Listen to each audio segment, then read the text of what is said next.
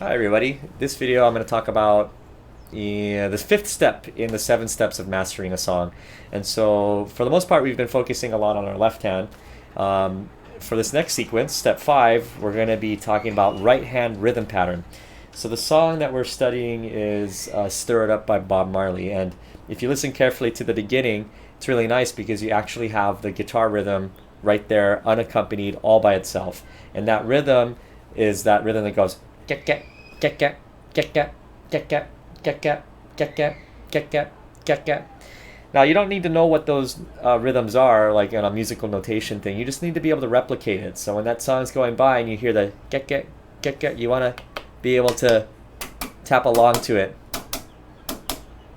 And that's kind of the first step, is can you play the rhythm? Or at least do you have the rhythm in your hand or your body? So you can tap this out on your leg, tap it on your head if you need. Being silly there.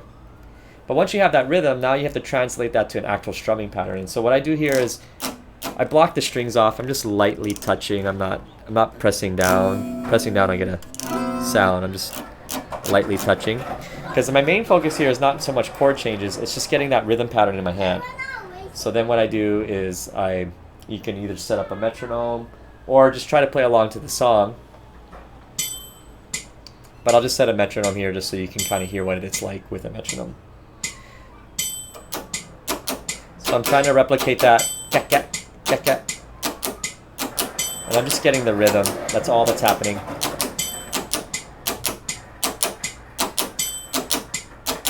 Now you don't need to play along with the metronome. You can play along to the song. That's fine too. Just as long as you can play that rhythm comfortably. And a little bonus is if you're feeling it correctly as an upbeat and an so you're sandwiched between downbeat and backbeat. So that's kind of the important thing to concentrate on there. And you might notice that I kind of come down with my body and I come up when I'm playing, because that's kind of the natural feeling of that, kind of bouncy. But yeah, once you're able to kind of do that, the next thing to do is kind of just move your left hand whenever there's a chord. So normally that would be A, then D, so A, D, E. So I'm moving my hand whenever there's a chord change, just to get used to the stimulation of moving the hand at that moment in time. Because we've already established the chord changes. So that's kind of the next step and a half.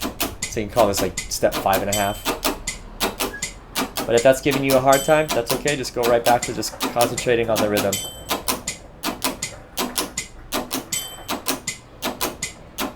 It's pretty straightforward. Now, if it was a more complicated rhythms, like for example, the strumming pattern for What's Up by Four Non Blondes, that's a little bit more complicated. That's a 4-beat strumming pattern, when this is what we're playing right now is just a 1-beat strumming pattern.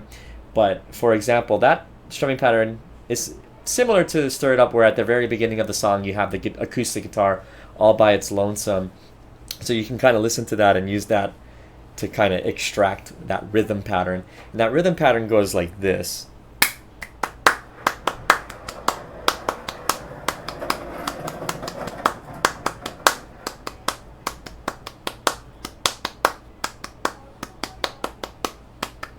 So you want to make sure that you can kind of tap that out consistently. So before you do anything, just make sure that you got it. With a metronome, it sounds like this.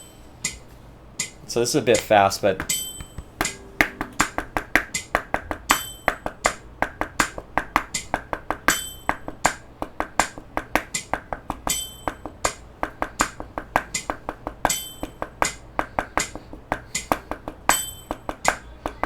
so once you kind of got that, then it's time to do the same thing, translate it to strumming.